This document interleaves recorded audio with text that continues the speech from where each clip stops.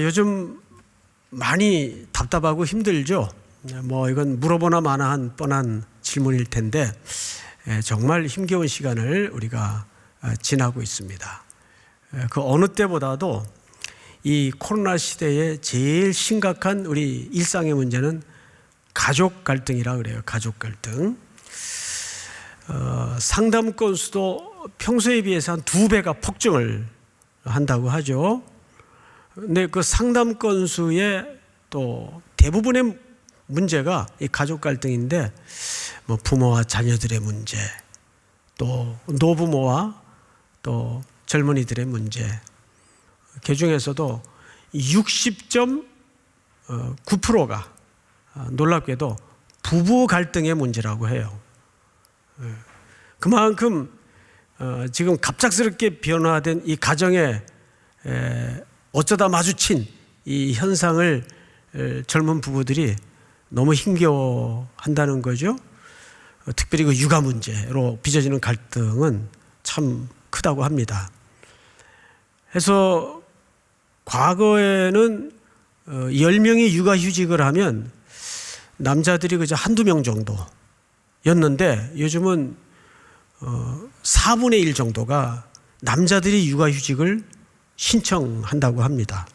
그 정도로 육아 문제는 가정의 핵심 갈등의 뇌관이 되어 있어요. 그로 인해서 빚어지는 부부의 문제는 또 이혼까지 가기도 하죠. 그러다 보니까 요즘 새로 생긴 신조어가 하나 있더군요. 코로나, 이 코비드 시대에 그 벌어지는 이혼을 코비드 디보스로, 그러니까 코비드 시대에 그 갈등으로 빚어진 이혼. 이태리 같은 경우에는 법을 개정해서까지도 그냥 이혼을 진행하는데 새로운 법 개정을 했어요. 어떻게 했냐면 비대면으로 이혼을 처리하는 거예요. 안 그래도 불편한데 이런 시대에 만날 거 있냐.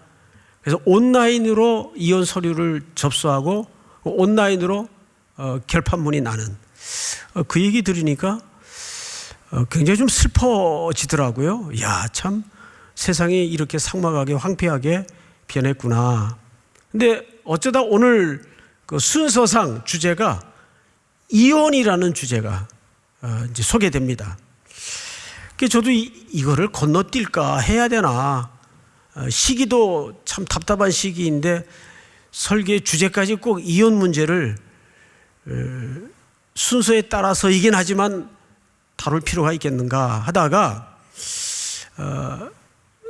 처음 하루 이틀은 이 본문을 쭉 보면서 이 참 까탈스러운 오늘 다양화된 이 가정의 현장의 이혼 문제를 어떻게 이거를 기독교인으로서 제시하고 설명을 해야 될까 좀 고민이 많았습니다. 그런데 이 문제를 깊게 좀 연구하다 보니까 사실은 이혼이라는 주제는 등장을 하는데 이 본문이 이혼이 주제가 아니더라고요.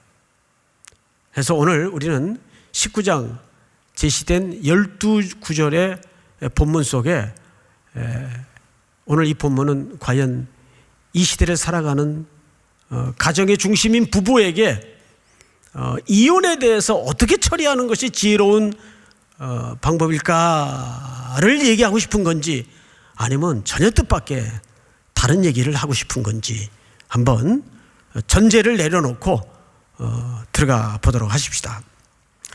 1절을 좀 볼까요? 1절을 보시면 예수께서 이 말씀을 마치시고 갈릴리를 떠났다 이렇게 돼 있어요. 자, 앞을 잠깐 화면을 보십시다.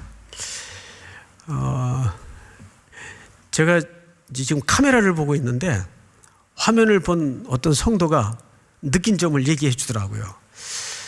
목사님이 카메라를 쳐다보고 얘기하시니까 이렇게 화면을 보면 꼭 나를 쳐다보고 있는 것 같아서 어떤 데 깜짝깜짝 놀랄 때가 많다 그래요. 정말 그렇습니까? 모르겠어요. 저는 경험이 없어서. 자, 어쨌든 갈릴리를 떠났다 그랬어요. 예수님은 물론 베들레헴에서 태어나셨지만 애굽으로 피난 갔다가 돌아오시는 길에 아기의 목숨을 찾는 왕이 있다 소문을 듣고 어디로 가시죠? 나사렛으로 가세요. 거기가 갈릴리입니다. 이 갈릴리는 아주 운명적으로 슬픈 지역이죠. 또 역사적으로도 수탈을 많이 겪었던 지역이기 때문에 아주 힘들게 사는 인생의 군상들이 모여있는 지역이에요. 예수님은 거의 일생을 여기서 지내셨습니다. 그리고 30쯤에 세상을 향하여 자신을 드러내시면서 거기에서 대부분의 시간, 한 4분의 3에 가까운 공생의 사역의 기간을 또 갈릴리에서 보냅니다. 그 가난한 사람들과 또 가난한 삶의 문제를 같이 공감하면서 끌어안고 치유시키고 함께하면서 보내셨어요. 그리고 나머지 한 4분의 1가량을 이제 갈릴리를 떠나서 유대 지역으로 넘어오시는 겁니다. 그러면 이왕 그렇게 갈릴리에서 오래 사셨으면 거기서 그냥 끝을 내시지 마지막 1년은 그래도 도시를 한번 구경하고 싶었나? 그런 의미가 아니라 예루살렘으로 올라가기 위해서입니다. 가이사랴 빌립보에서 베드로의 고백 이후에 예수님은 드디어 자신이 이 땅에 오신 목적을 정확하게 진술하시죠. 내가 예루살렘으로 갈 것이다. 왜? 나는 거기서 체포가 될 것이고 무참한 고난을 겪게 될 것인데 결국 잡혀서 나는 십자가에 죽음을 당할 것이다. 그리고 죽은 지 사흘 만에 다시 살아날 것이다. 이 밑도 끝도 없는 황당스러운 이야기를 제자들이 듣고 지금 제자들은 따르기는 하는데 혼란스러운 거예요. 패닉 상태가 온 겁니다. 이게 무슨 뜻일까? 그런 상황, 그런 상태로 지금 제자들도 갈릴리를 같이 떠나서, 이 제자들도 대부분이 갈릴리 출신들이거든요. 떠나서 지금 유대 땅으로 건너와 지금 예루살렘으로 들어가는 길에 같이 서 있는 겁니다. 오늘 이온이라는 얘기는 예수님의 예루살렘 이 순례길과 아주 밀접한 관계를 갖고 있다는 것을 놓쳐서는 안 돼요. 우리가 얼핏 생각하기엔 예수님이 십자가에 죽으러 예루살렘으로 가는 일과 이혼 문제가 무슨 연관성이 있을까? 조금 생뚱맞지 않나? 이런 생각이 들 수 있어요. 근데 정말 그럴까? 한번 보십시다. 2절을 보세요. 큰 무리가 소문을 듣고 따랐어요. 예수께서 거기서 그들의 병을 고치시더라. 이제 이 땅의 삶이 예수님에게 얼마 남지 않았습니다. 그래서 그 노릇고리 마냥 짧게 남은 시간 속에서 예수님은 끝까지 이 환자들을 고쳐내십니다. 자, 그리고 그 모여든 인파 속에 바리새파라는 일단의 무리들이 섞여 있었어요. 오늘부터 등장하는 주제는 바로 그 사람들과의 변론입니다. 3절을 볼까요? 3절을 우리 성도님들이 한번 같이 읽어볼까요? 시작. 바리새인들이 예수께 나와 그를 시험하여 이르되 사람이 어떤 이유가 있으면 그 아내를 버리는 것이 옳으니까. 네. 자, 여러분, 바리새인들이 예수님에게 나온 이유는 성경에 뭐라고 되어 있죠? 시험하여 그랬어요. 시험을 목적으로 나왔어요. 그리고 두 번째는 질문이 뭐냐면 이렇게 되어 있습니다. 사람이 어떤 이유가 있으면 그 아내를 버리는 것이 옳습니까? 자, 우리는 이 본문을 좀 두 가지로 이해할 필요가 있는데, 첫째는 이혼하는 것 자체가 옳으냐 틀리냐 이걸 묻는 거냐, 아니면 이혼을 할 수 있는데 어떤 이유래야 이혼이 가능합니까를 묻는 거냐. 조금 다르죠? 이 두 가지 의미가 사실 다 있다고 해도 틀린 말은 아닙니다. 자, 어쨌든 이혼을 주제로 물었어요. 그럼 여러분, 여기에는 종교적 이유가 있고 정치적 이유가 있습니다. 이 질문의 의도가 시험하려고 물은 거예요. 그 이 질문이 왜 시험이 됩니까? 예수님에게. 우선 첫 번째, 정치적인 이유의 배경을 설명드리겠습니다. 이 당시 유대 땅에는 어린애도 다 알고 있는 큰 유명한 스캔들이 하나 있었어요. 소위 궁궐 스캔들이에요. 그 스캔들이 뭐냐면 헤롯이 아내를 버리고 새 장가를 든 겁니다. 그러니까 이혼을 하고 재혼을 한 거예요. 여기에 대구 세례 요한이 직격탄을 날렸죠. 이 나라의 지도자가 어떻게 그런 불편부당한 일을 하느냐. 여러분, 이혼을 할 수도 있고 또 새 장가 들 수도 있잖아요. 근데 세례 요한이 왜 그랬을까요? 여기에는 그만한 이유가 있어요. 아무 죄 없는 멀쩡한 아내를 버렸습니다. 1설에는 너무 못생겨서 데리고 살다 보니까 너무 지루하고 못생겨서 버렸다라는 설이 있어요. 어디까지나 추정적인 설입니다. 근데 공연히 그런 마음이 들었겠어요? 자기 동생 중에 그 한 아내가 너무 미인이에요. 그래서 이 헤롯이 그 제수 씨를, 그 딸이 달린 제수 씨를 빼앗고 싶어서 아내를 버린 거예요. 그리고 자기 동생의 아내를 새 아내로 맞은 겁니다. 권력의 힘을 가지고. 그리고 그 새 아내도 결국은 그 권력의 맛 때문에 과감하게 그 일을 행동화시킨 겁니다. 이걸 누가 지적했는가 하면 잘 아시는 대로 세례 요한이 지적을 한 거예요. 어떻게 이런 일이 이스라엘 땅에 있을 수 있겠습니까? 당신의 행동은 틀렸습니다. 이렇게 직언을 하니까 유쾌할 리 없죠. 잡아라. 그래서 감옥에 들어갑니다. 세례 요한이. 그리고는 생일날 그 여인들의 농간에 의해서 목배임을 당하고 세례 요한의 목은 쟁반에 받쳐지게 되죠. 그렇게 순교를 당합니다. 여러분, 이게 작은 일이었겠어요? 많은 제자들이 있었던 세례 요한을 그렇게 끔찍하게 무도한 짓을 통해서 죽이노니 그 시대 사람들은 이 사건을 다 알아요. 특별히 정부와 대립각을 세우고 있었던 이 바리새파 입장에서는 말도 안 되는 짓이 벌어진 거예요. 그리고 그 건수를 빌미로 해서 예수님에게 지금 시험에 빠뜨리려고 질문을 한 겁니다. 쉽게 얘기하면 이혼하는 게 맞습니까? 틀립니까? 또 다른 측면으로는 어떻게 해야 이혼이 가능합니까? 여러분, 예수님은 이 질문에 굉장히 위험한 처지에 놓인 거예요. 어떻게 얘기하느냐에 따라서 세례 요한의 전철을 밟을 수도 있는 겁니다. 근데 여기 또 하나 종교적인 이유가 있어요. 그 당시에는 바리새파를 형성하고 있는 그룹 중에 그 내용으로 들어가면 크게 두 파가 있어요.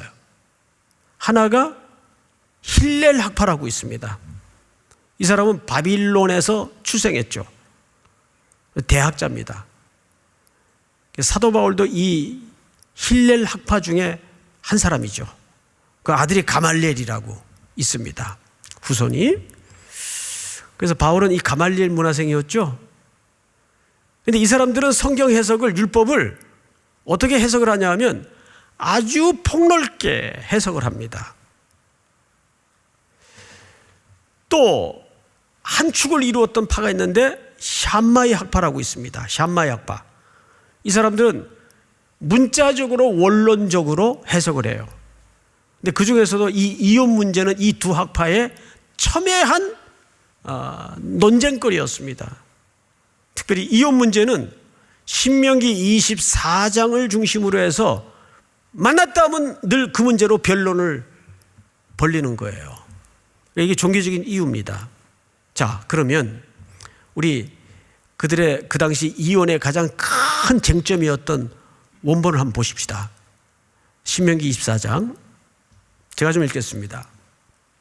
사람이 아내를 맞이하여 데려온 후에 그에게 수치되는 일이 있음을 발견하고 그를 기뻐하지 아니하면 이혼 증서를 써서 그의 손에 주고 그를 자기 집에서 내보낼 것이요, 이렇게 돼 있어요.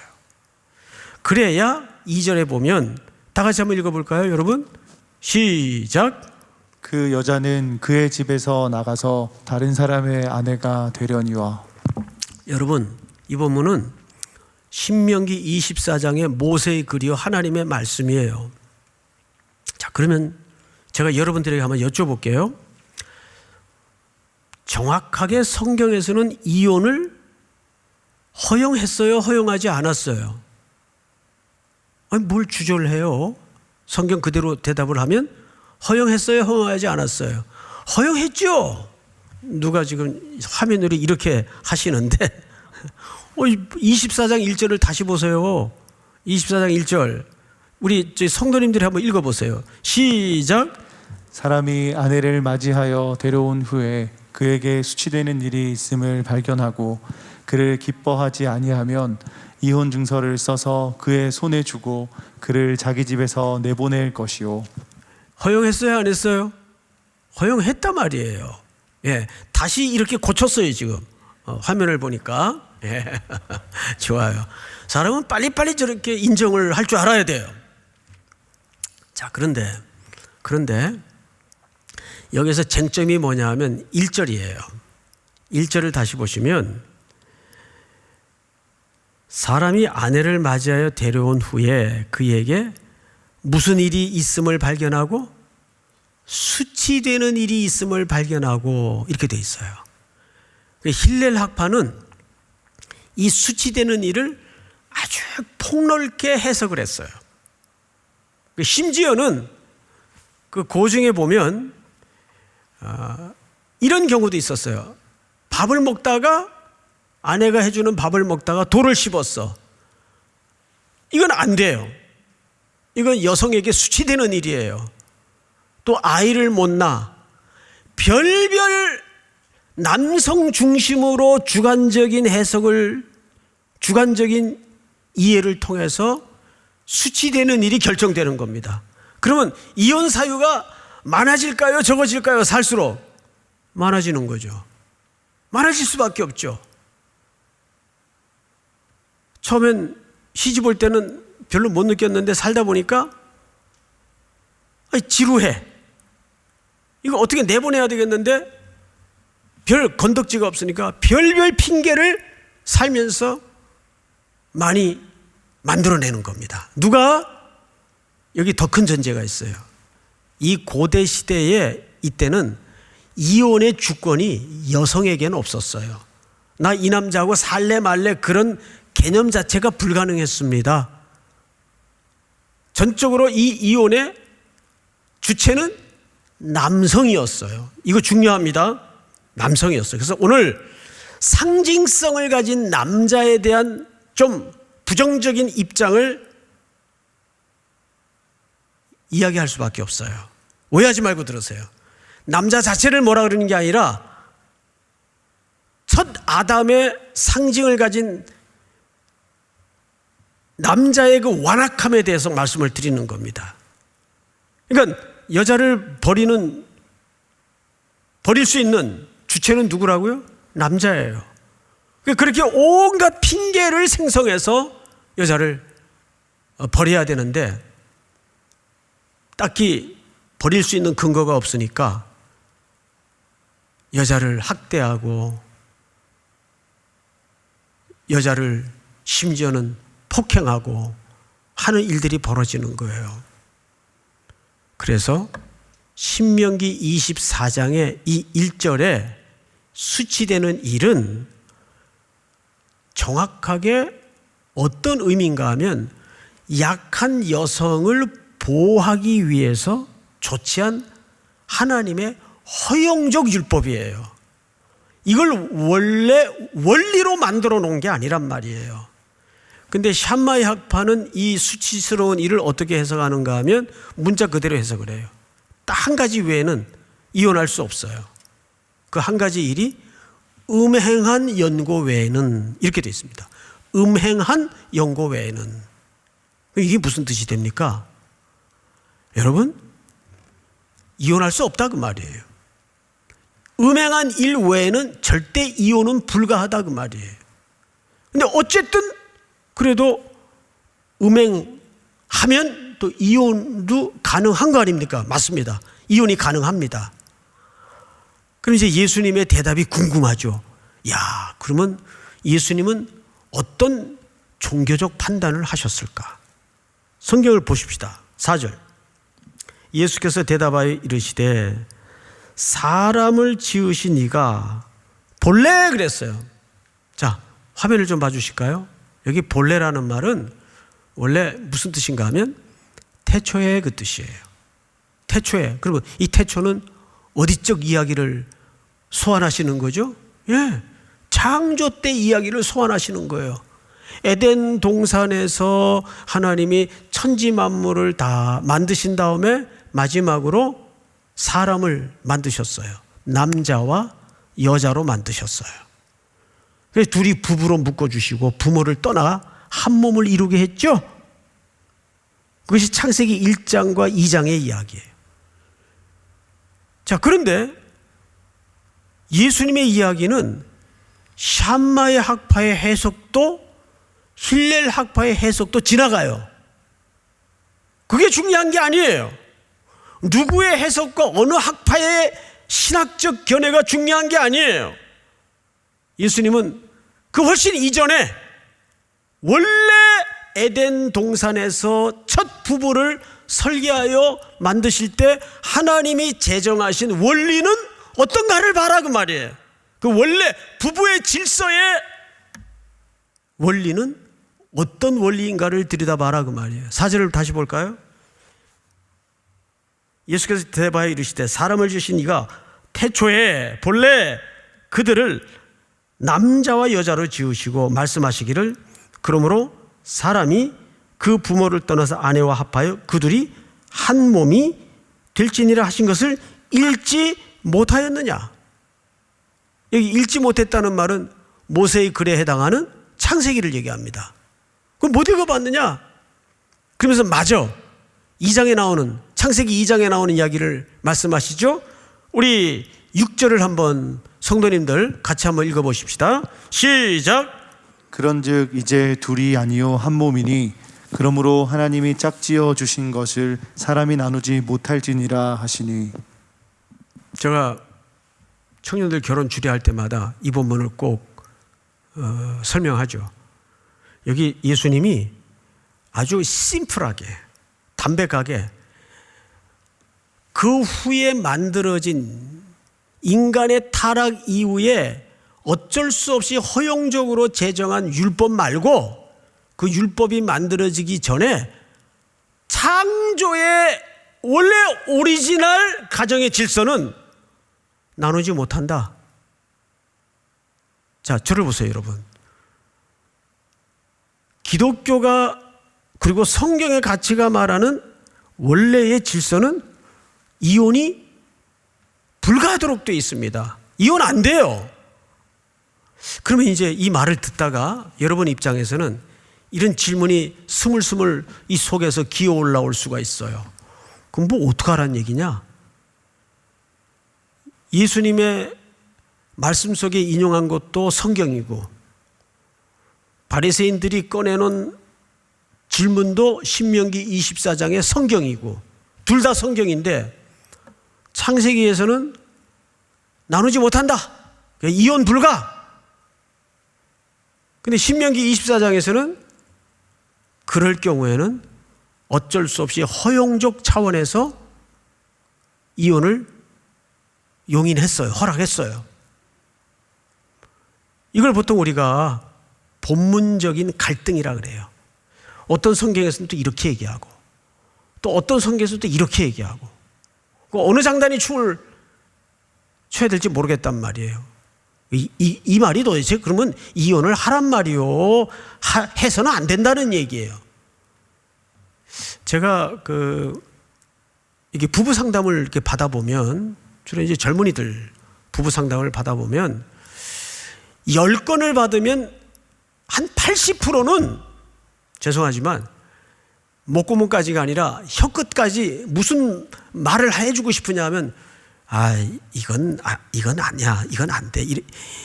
이제 너 남은 생애도 있는데 아직 젊은데 어떻게 이루고 살아? 어떻게 남은 생애마저 이렇게 황폐하게 피폐하게 살아야 되냐? 이건 안 돼. 라고 말하고 싶을 때가 한두 번이 아니에요. 그런데도 이제까지 제가 이혼해라 이렇게 말한 적은 없어요. 근데 정말 가정마다 보면 뭐 여자도 문제가 왜 없겠어요. 근데 대부분이 이 남자들의 그 무자비함, 무정함 이런 것들로 비통하게 지내는 자매들이 너무나 많아요. 너무나 많아. 그럴 때는 제가 이 목구멍이 아니라 혀끝에까지 그냥 끝내라. 쫑을 내라 그냥. 이러고 싶다니까요 진짜. 여자는 똑같은 하나님의 형상으로 지음받은 존엄한 존재예요. 그런데 그 연약한 질그릇을 남성들이 밑도 끝도 없는 그 유교 사상과 남성 우월주의를 바탕으로 뭐 자기 사는데 인생의 보조자 정도로 부속품 정도로 취급을 하거나 이해를 한단 말이에요. 얼마나 심각한 가정이 많은지 몰라요.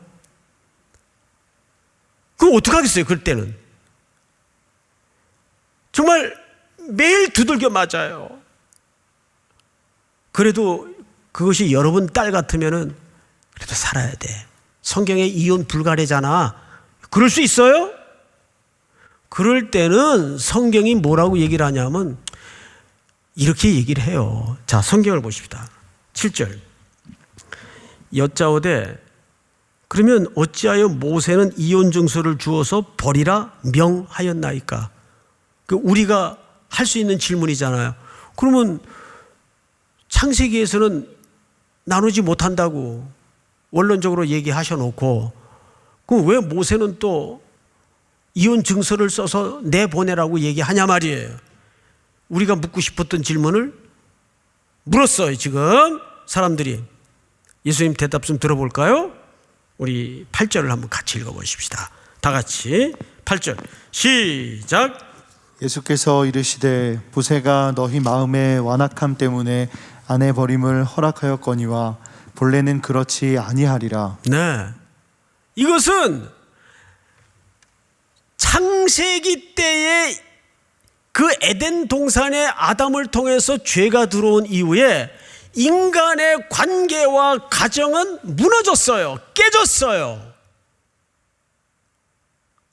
그러고 나서 거기에 대한 보응적 징계가 가정의 부부 관계 사이에 너무도 끔찍한 내용과 모양으로 나타나기 시작합니다. 그럴 때는 부득이 인간의 완악함 때문에 아내 버림을 허락하였거니와 본래는 태초에는 그 뜻이에요. 태초에는 하나님이 이혼을 계획한 건 아니다 그 말이에요. 하나님이 이혼을 계획하지 않았어요. 그런데 인간의 마음의 완악함 때문에 하나님이 허용을 했다고요. 이해가 됩니까 여러분? 자, 이렇게 생각하시면 돼요. 하나님은 이혼은 설계하지 않았어요.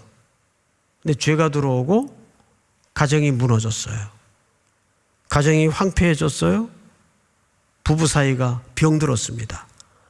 거기에서 파생되는 이 견딜 수 없는 악함 때문에 이혼 증서를 써서 내보내도록 한 겁니다. 왜? 그래야 이 여자도 새로운 가정을, 새로운 인생을 남은 생에 남아 꾸릴 수 있기 때문에. 그런데 고대 시대에 이 히브리인들이 얼마나 못되게 굴었는가 하면 이혼 증서를 제대로 써주질 않고 이런 나뭇 잎사귀 같은 데다 써요. 내보내기 위해서. 얼씨구나 좋다 하고. 그래야 또 새 여자 얻으니까. 재혼을 할 수 있어요. 근데 문제는 보세요. 이 나뭇잎에다가 써준 이혼 증서가 그대로 보존이 되고 유지가 되겠어요? 물기가 마르고 햇빛이 쪼여지면 타삭 부서집니다. 이 증서가 없으면 쫓겨난 여자는 어디 새로운 행복을 위한 가정도 이룰 수가 없어요. 그러면 그런 불쌍한 여인들이 가는 길은 두 가지밖에 없습니다. 남의 집에 종살이 하거나 평생 종으로 살아야 돼요. 두 번째는 가서는 안 될 자리지만 생계를 위해서 창기가 됩니다. 이게 고대 문화 중에 한 측면이었어요. 아주 어두운 사회 측면이었죠. 이렇게 못된 행동들을 남성 위주의 삶 속에서 여성에 대한 인식 세계였습니다. 자, 그러자 이 얘기를 예수님께서 어떻게 덧붙이는가를 잘 보세요. 9절. 내가 너희에게 말하노니 누구든지 음행한 이유 외에 아내를 버리고 다른 데 장가드는 자는 간음함이라. 이게 무슨 얘기냐면 여기에는 여러 갈래의 이야기를 함께 한 겁니다. 자, 아내가 음행을 안 했는데 이런 힐렐 학파의 해석처럼 수치스러운 일을 다양하게 해석을 해가지고 자기 마음대로 아내를 버리면 첫째, 자기도 다른 여자와 세결혼을 하면 음행이 벌어지는 거예요. 예수님이 판단이. 그리고 그 여자도 다른 남자와 결혼을 하면 음행이 벌어지는 거예요. 간음이 벌어지는 거예요. 또 그 여자와 결혼한 엉뚱한 남자도 간음이 벌어지는 거예요. 그러니까 이 얘기는 뒤집어 얘기하면 무슨 얘기냐면 예수님은 계속 언제적 얘기를 하는 거예요. 창조죄의 원래 질서를 얘기하는 겁니다. 음행한 일 외에는 이혼 불가 이렇게 되는 거예요.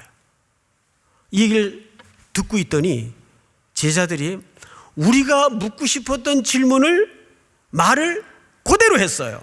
10절을 우리 전체 한번 같이 읽어보십시다. 10절 한 절만 시작. 제자들이 이르되 만일 사람이 아내에게 이같이 할진대 장가들지 않는 것이 좋겠나이다. 이런 얘기입니다. 이 느낌을 그대로 살려서 표현을 하자면 그 듣고 있다가 제자들이 그때 사람들이나 요즘 사람들이나 생각하는 수준은 똑같은 것 같아요. 아이고 선생님, 누가 그렇게 완벽하게 삽니까? 하면서 말 끝에 차라리 그냥 장가 안 가고 혼자 사는 게 낫지, 이 뜻이에요. 차라리 혼자 사는 게 낫지 여기에 이런 식으로 저촉 안 되고 완벽한 결혼 생활을 통해서 부부관계를 유지할 사람이 몇이나 되겠어요. 그 뜻이에요. 혼자 사는 게 낫지. 그때 예수님이 탁 말꼬리를 잡았어요. 예수님은 가만히 보면요, 말꼬리 잡기 명수예요. 그 말꼬리를 혼자 사는 게 낫겠다고? 그러면서 이제 드디어 고자 얘기를 해요. 고자. 제가 이 고자라는 이 존재 자체가 굉장히 우리 현대인들에게 좀 불편한 그 주제라 이걸 그냥 자를까? 건너뛸까? 그렇게 생각을 했는데 이 얘기를 안 하면 오늘 얘기가 마무리가 안 되겠더라고요. 그래서 하루 이틀 고민하다가 이 고자 얘기를 마저 하자. 근데 이제 여기서 나오는 고자는 두 가지로 이해를 해야 됩니다. 상징적인 독신을 그냥 고자라고 표현한 부분이 있겠고, 또 하나는 그냥 어머니 태에서부터 나올 때부터 고자. 세 종류를 얘기해요. 세 종류. 자, 보십시다. 예수님이 이 고자 얘기를 도대체 여기서 왜 하시는가? 성경을 좀 보십시다. 11절 예수께서 이르시되 사람마다 이 말을 받지 못하고 오직 타고난 자라야 할지니 첫째, 어머니의 태로부터 된 고자가 있어요. 태어날 때부터 이거는 아마도 천성적인 측면을 얘기하겠죠. 또 두 번째는 어떤 고자가 있나 한번 볼까요? 사람이 만든 고자도 있고 사람이 만든 고자가 있을 수 있잖아요. 그죠? 예, 고자도 있어요. 근데 세 번째가 중요한 거예요. 천국을 위하여 스스로 된 고자도 있도다. 이 말을 받을 만한 사람만 받아라, 그 뜻이에요. 그러면 앞에 두 케이스는 우리가 뭐 염두에 둘 게 없고 세 번째 고자입니다. 여기서 말하는 고자는 상징성인 독신을 얘기하는 거예요. 이 독신의 주제는 고린도전서 7장에 조금 더 자세히 살펴보면 나오는 주제인데, 오늘은 그러니까 뭐 목사님 얘기는 그냥 세상 시끄러우니까 주님 오실 날도 멀지 않은 것 같고 그러니까 혼자 사는 게 낫다 뭐 그 얘기 하시는 건가? 그 말이 아니에요. 다시 한번 읽어드릴게요. 잘 보세요. 천국을 위하여 스스로 된 고자도 있도다. 이 말을 받을 만한 자는 받을지어다. 스스로 독신된 자가 있다 그 말이에요. 여러분, 지금까지 이혼에 대한 주제를 쭉 다루어 온 것 같았는데 가만히 말씀을 듣다 보니까 우리가 요즘 세상은요, 죄송하지만 이혼 안 하고 사는 것도 기적이에요. 사실은 그것도 보통 일이 아니에요. 요즘 그런다잖아요. 어휴, 어떻게 한 여자하고 30-40년씩을 살아? 지루하게. 요즘 세상 사람들의 정서가 그래요. 여러분, 우린 여기서 크게 두 가지를 부부관계를 통해서 배워야 됩니다. 첫째는 부부는 만남을 통해서 서로 불완전한 존재라는 것을 살면서 확인해 가요. 서로 살수록 깜짝깜짝 놀라죠. 아니, 이 사람에게 이런 면이? 이럴 줄 몰랐는데? 예, 결혼할 때는 다 하나님이 이렇게 뭘 가려놔요. 그래서 안 보여요. 뭐가 쉬웠다 그러죠. 근데 그런 쉬움이 없이는 결혼 못해요 또. 가만히 보면. 그러면서 그 씌워진 꺼풀이 벗겨지면서 상대방의 실체에 대해서 좌절하고 절망하고 슬픔이 가득한 시간을 갖게 되는 거죠. 여기서 배우는 게 뭔지 아세요? 서로를 향하여 불쌍히 여기는 연습을 하는 거예요. 지금 부부끼리 예배 드리는 분들은 옆에 지금 보세요 한번. 불쌍히 생기지 않았어요? 저는 죄송하지만 매일 불쌍히 여김을 받아요. 누군가로부터. 예. 안 그러면 제가 구원을 받을 수가 없어요. 평생이 그냥 얻어 걸린 존재로 사는 거예요.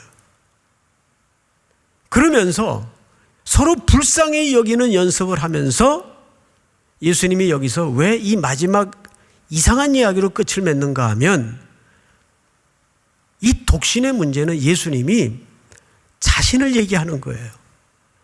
내가 내 사랑하는 교회의 신부를 맞이하기 위해서 이 땅에 머무는 동안은 독신으로서 지금 어느 길을 가시는 도중에 이 일을 얘기하고 있는 거죠. 십자가로 죽으러 가시는 길 도중에, 예루살렘으로 올라가는 도중에 이 이야기를 설명하고 있는 거예요. 그래서 우리의 시선을 결혼 생활을 할수록 어디다 모으도록 만들죠. 예, 우리의 시선을 십자가에로 모으도록 만듭니다. 그래서 우리는 부부끼리는 서로 긍휼히 여길 줄 알고 불쌍히 여기세요. 남편들 이렇게 잠자는 얼굴 들여다보세요. 오늘 불쌍해요. 참 불쌍해요. 또 아내는 한번 아내 하루 종일 육아에 지쳐서 잠든 얼굴을 한번 보세요. 이 여자가 세상에 나보다 조건 많은 남자들 많았을 텐데 뭐가 씌워가지고 잘못 얻어 걸려서 그래도 나한테 인생을 맡기고 이렇게 또 아이까지 낳아가면서 사는구나. 긍휼히 여길 줄 알아야 돼요. 부부관계는 또 이런 부부도 있더라고요. 뭐 만나면 남편 칭찬에 남편 자랑에 막 몸부림을 쳐요. 이게 막 자랑하고 싶어가지고. 가끔 그런 또 부부가 있긴 있어요. 그런데 그런 부부는 가끔 가다 어쩌다가 샘플로 주신 거예요. 이렇게 좋은 남편이 있으니까 좋지, 행복하지. 그런데 장차 이 땅에 오실 나에게 새 생명을 준 새 신랑은 더 멋진 분이야, 더 완벽한 분이야. 그러니까 서로 불쌍히 여기면서 삶의 한켠에도 뭘 가지고 살아야 될까요? 장차 나에게 온전함으로 다가올 새 신랑. 감추어놓은 무슨 새 신랑 그런 게 아니라 새 신랑, 완전한 남편, 예수 그리스도가 있다는 걸 설명하는 거예요. 그러니까 이 부부관계를 통해서 예수님이 결국 말하고 싶은 것은 교회와 그리스도의 관계를 설명하는 겁니다. 우리 마지막으로 에베소 5장을 한번 볼까요? 에베소 5장. 그리스도를 경외함으로 피차 복종하라. 아내들이여 자기 남편에게 복종하기를 누구에게 하듯 하라? 주께 하듯 하라. 그러니까 남편이 뭐의 상징이에요? 주님의 상징이에요. 남편이 주님이라는 말이 아니라 주님의 역할을 맡은 상징이 누구란 얘기예요? 남편이란 얘기예요. 근데 그 남편이 주님의 역할을 맡았는데 그렇게 아내한테 긍휼함을 베풀지 못하고 무자비하고 불친절하고 그러면 되겠어요? 그거 안 되는 거죠. 다음 절 볼까요? 이는 남편이 아내의 머리됨이 그리스도께서 교회의 머리됨과 같음이니. 이것이 집안에 남자가 맡은 구주 그리스도로서의 역할이에요. 그래서 가정 질서 속에 남자의 상징은 모든 책임의 끝이 남자예요. 남자는 책임을 지는 존재예요.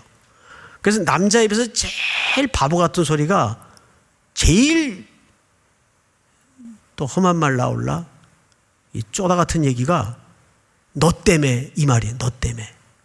이건 남자의 언어 속에서 삭제! 나와서는 안 되는 얘기예요. 왜? 가정의 영적인 질서상 남자는 어쨌든 마지막에 책임지는 역할로 남자를 불렀단 말이에요. 우리 남자분들만 아멘. 안 하네. 줌을 보니까. 자, 또 다음 구절을 볼까요? 그러므로 교회가 그리스도에게 하듯 아내들도 범사에 자기 남편에게 뭐 할지니? 복종할지니. 여기 복종이라는 말은 맹종의 개념이 아니라 아래서 듣다 그 뜻이에요. 그래서 남자의 상징적이긴 하지만 헤드십을 또 인정해야 되고. 근데 요즘에 자매들 말도 굉장히 좀 살벌하더라고요. 막 자기 남편한테 이러는 경우도 직접 봐. 등신 같은 게 그러면서. 어떻게 그러면 등신 같은 거 하고 살아요? 예? 그런 말도 삭제! 죽게 하듯 하듯 순종할 수 있는, 순종이라는 말 아래서 듣다 그 뜻 아니에요.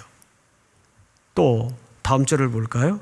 남편들아 아내 사랑하기를 그리스도께서 교회를 사랑하시고 그 교회를 위하여 자신을 주심같이 하라. 지금 예수님이 십자가를 지러 예루살렘에 죽으러 가시잖아요. 그 아내를 살려내기 위해서. 아내를 회복하기 위해서 믿습니까? 자신을 주신같이 하라. 다음 절, 이는 곧 물로 씻어 말씀으로 깨끗하게 하사 거룩하게 하시고, 다음 절, 자기 앞에 영광스러운 교회로 세우사 티나 주름 잡힌 것이나 이런 것들이 없이 거룩하고 흠이 없게 하려 하심이라. 다 같이 시작. 이와 같이 남편들도 자기 아내 사랑하기를 자기 자신과 같이 할지니 자기 아내를 사랑하는 자는 자기를 사랑하는 것이라. 그러니까 부부는 너와 나의 관계가 아니에요. 그냥 나예요. 너는 나예요. 그런데 나한테, 상대방이 아니라 나한테, 상대방 배우자가 난데 나한테 험한 말하고 폄하하고 욕하고 심지어는 폭행을 하면 그건 누구한테 하는 격이 되는 거죠? 자기 자신에게 그 짓을 하는 격이 돼요. 그거를 분열증이라 그래요. 분열증. 그건 분열증이에요. 특별히 이 남성들이 힘의 우위로 배우자인 나인 아내에게 폭력을 행사하는 것은, 자매들은 단 한 번도 용납해서는 안 돼요. 절대 용납해서는 안 돼요. 저는 거기 좀 트라우마가 있어요. 아주 어릴 적에 어머님이 한번 그런 일을 겪는 걸 흘낏 본 적이 있는데, 그게 뭐 이렇게 정확히 본 것도 아닌데 너무 뇌리에 깊게 박혀 있어요.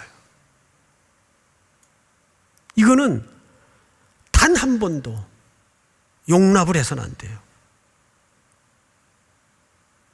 만약에 이러면은 손가락이 썩을지어다 그래요.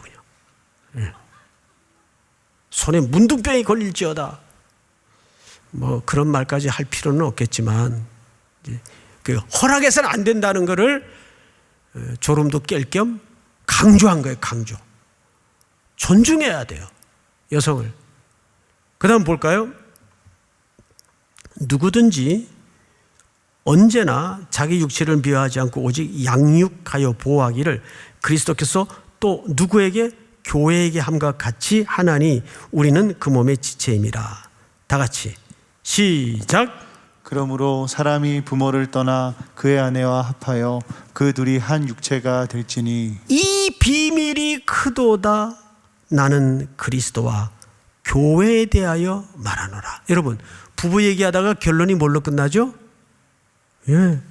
그리스도와 교회 이야기예요. 이 원리는 이미 창조 때의 아담과 하와의 결합의 설계 속에 감추어 놓은 비밀이었다고요. 이 비밀이 크도다. 나는 그리스도와 교회에 대하여 말하노라. 그러니까 이혼이 원론적으로는 있을 수 없어요. 그러나 삶의 현실에서 여성들을 보호하기 위해서 어떻게 했다고요? 이혼을 신명기 24장에서 허용을 한 겁니다. 이 일을 온전히 이루기 위해서 예수님은 이 땅에서 우리의 신랑으로 죽으신 거예요. 그 얘기를 오늘 이 12절 마지막 절에 천국을 위하여 스스로 고자된 자, 이 말은 생식적인 생물학적인 고자를 얘기하는 게 아니라 독신이 된 자, 그렇게 주님은 죽으셔서 이제 계시록이 뭘로 끝납니까? 창세기에서 무너졌던 가정이 어린 양과 혼인함으로써 주의 백성들이 흰 옷을 입고 천국으로 들어가는 것으로 새로운 질서가 시작이 되지 않습니까? 그래서 오늘 우리 가정에 허락한 이 부부라는 최소의 최대 공약수의 단위는 그리스도와 교회 관계를 연습하는 더없이 좋은 실천과 순종의 현장임을 기억할 수 있기를, 또 한 주를 그렇게 섬기며 살아내는 은혜가 있기를 주님의 이름으로 축복합니다. 우리 다 일어나십시다.